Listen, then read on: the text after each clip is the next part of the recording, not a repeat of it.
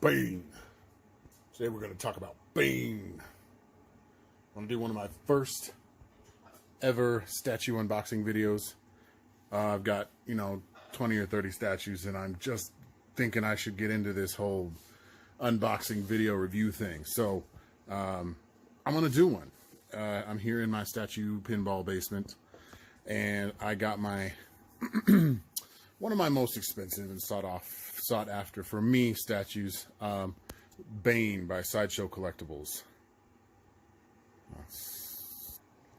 Now I cheated a little bit for this. I actually pulled it out of its shipper first, opened up the box and pulled out the styrofoam insert. So we'll go ahead and break into that guy. It's already cut and everything. This is actually a pre-owned statue.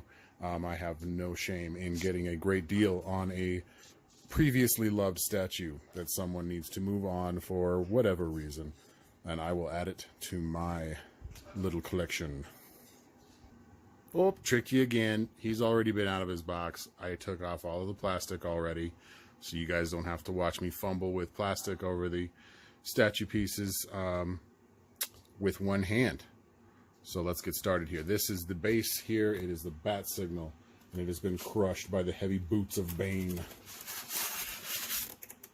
showing his dominance. So I would assume he's already made his way through the police station, and some people have probably died.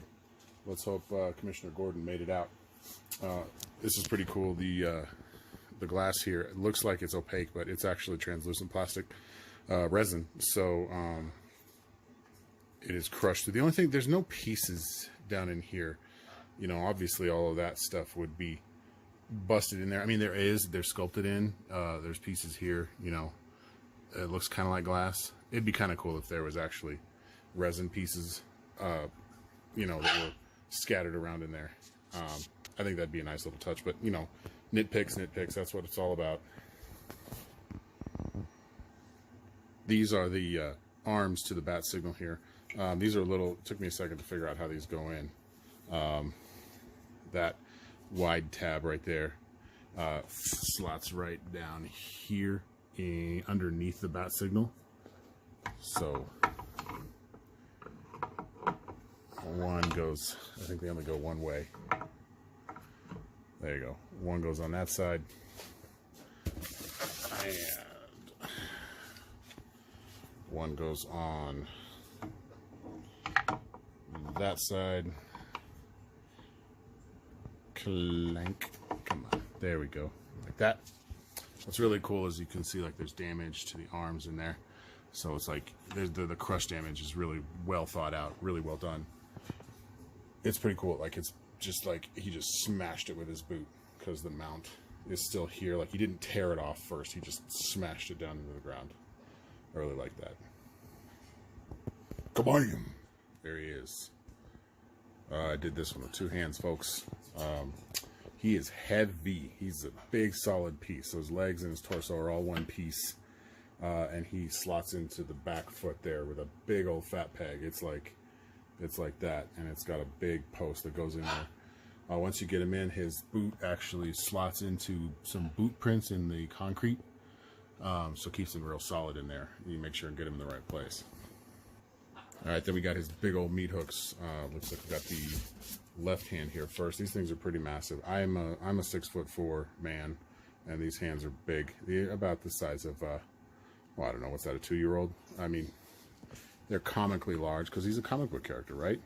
So these are nice, strong magnets. These slot in real solid. I like I love the gloves here. These big metal knuckles. I mean, look at that detail. We got the stitching. This is the kind of stuff that digital sculpting brings about for us, folks. These kind of textures would have been impractical. Not impossible, but impractical to do before digital sculpting. And I think we're really reaping the benefits of this. We've got these statues that show this kind of detail. I mean, look at that. You can see the weave. Got a little bit of a paint over application there on the rivets. Not too bad overall. But you can see the stitching and the weave in those buckles. Look at the palms. Look at the Kevlar in the palms. These hands are really one of the coolest part of this statue. We got the Thing. One of the things that makes Bane Bane. Now Bane is, as a character, he's a parallel of Batman. His parents were taken from him, so his backstory is he was in a prison in Central America, and he was there being punished for his father.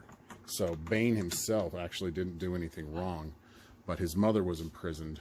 Bane was born, and then he learned to survive in the prison. Now he, instead of traveling the world to learn martial arts like Batman did, he would fight the different criminals from different parts of the world that were in his maximum security prison, and he would learn to fight that way. Once he learned about Batman, it was all about becoming the best there was, and he was brought into a military experimentation program where they fitted him with the Venom serum, and that gives him the big muscles. He's a normal sized man without the Venom, but he needs the Venom. The Venom courses through his veins, gives him the rage, gives him the power to overpower Batman with sheer brute force. Now here's his head. This is the collector edition of this statue, not the exclusive edition. The exclusive edition comes with a head that has, so he's wearing this kind of luchador mask. The exclusive has the mouth open, and you can see his teeth, and his eyes are all red, and you can see his eyes exposed. This one is kind of his original Nightfall comic portrait, which is my favorite. That's when I was introduced to Bane, and that's the Bane I love. This design is actually from the more recent run with Bane, but you can tell that the design of this is inspired by the Arkham Asylum series of games. Just some of these details, some of this stuff looks like it would live in that game perfectly, and then that made it to the comics, and then that made it here to Sideshow's version. Oh, his head, he has a little attachment here for his Venom, so this slots into the back of his head, and then this whole unit slots right in here. And real strong magnet holds it all together. Be careful when you're putting these things together. Sometimes those magnets will actually pull the pieces together so hard they'll chip. So you got to be careful. So there he is. That's Bane, fully assembled. The statue is, I think, 23 inches tall. So, he's pretty crouched over. But he is a massive dude. He's really big. Man, I love this guy. Just look at the musculature on him. And if you get real in close, you can see that the speckling and the veins have shading on them. So you can see actually the subcutaneous. It comes off better in person, but there's the subcutaneous blue. Here you can see the angry, where the Venom implant is attached to his skin. He's got the angry shading up there. Really, really nice. Really, really cool statue. Now, he's a premium format, so he has fabric. His pants are fabric. His shirt is sculpted. Some people didn't like that. I like it. I like that the shirt's sculpted because then it follows his contours, just like in the comic. Because if this were fabric, it would hang like fabric, and you wouldn't get to see the musculature that he's got. His abs are in there, all on his pecs and up into his traps and delts and all that crazy cool stuff. There is an attachment point, I guess. Some people are talking about there's a filler point here, but I don't know. I don't have a problem with this. Some people say there's a gap between here and here that is too big and they don't like it. I mean, I'm an illustrator myself, and I know something about anatomy, and I don't have a problem with this. I mean, this anatomy is ridiculous overall. No person could exist that looks like this. So when you split hairs like that, you're really, I don't know. There's no reason. Down to the boots. Got lacing, steel toes. These are his white wrestler boots. I really like this color scheme. He's real simple. He's he displays real well alongside Batman. I wish this Venom thing lit up. This is, a solid piece of green PVC. And it looks like it glows. So that's cool. It'd be neat if it really glowed. So if you did some low light stuff, that'd be coursing in there. That'd be really cool. But these are just light up features on statues are weird anyway. You use them for a few photos and stuff, but I've got Darth Vader right there, and I never turn him on. the batteries die, and it's just a pain. Anyway, there. I really like it. Dig it. Now, the funny thing about Bane, he's had a few incarnations. You know, when I was reading the comic when I was a kid, his voice was always kind of gruff, and he didn't have an accent or anything. He just kind of spoke in my voice, but gruffer. But, you know, you have the Tom Hardy, the Bane, Batman. I can't imagine this guy talking like that. Batman, it would be very painful if you removed my mask. Then you've got the Arkham, you know, the Arkham Asylum. Hey, Batman. He's kind of like a, where is the Titan, Batman? I didn't like his voice either. He's got that, you know, south of the border thing going on. So I tend to like just Batman. Just kind of a gruff Batman. You know, whatever. It's the great thing about comics. You can add your own interpretation. Same thing for statues. They just stand there and you build out your own stories. And here is why I got him. You know, I held off on getting Batman for a long, long time because Batman's one of my favorite characters. So I didn't know which one to get. You know, I love the Arkham Asylum games. I love this Batman design. So I found one of these guys, and I was like, oh, gotta get my... I've got the Joker. You gotta have the Joker if you have Batman.